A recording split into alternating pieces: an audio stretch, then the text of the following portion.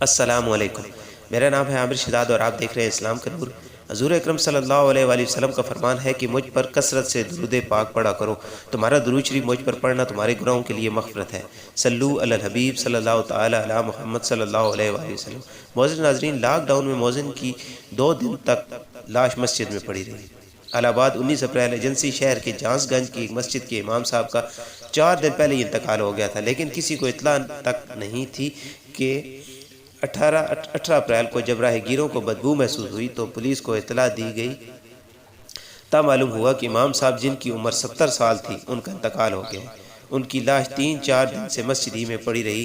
یقیناً اس حادثہ نے الہ آباد شہر کے مسلمانوں کا سر شرم سے جھکا دیا کہ پیش امام سے محلہ والے اتنے غافل رہے کہ ان کی خبر تک نہ لی۔ وہ لاک ڈاؤن میں کس حالت میں ہیں، کھانا وغیرہ کا انتظام ہے یا نہیں۔ لاک ڈاؤن میں امام صاحب 4 دن پہلے ہی اللہ کو پیارے ہو گئے۔ اس کی اطلاع قوم و ملت کے لیے انتہائی شرمناک ہے۔ تمام ہی مسلمانوں سے عاجزانہ اپیل ہے کہ اپنے محلہ کی مسجد کے اماموں کا خیال رکھیں، ان کا تعاون کریں۔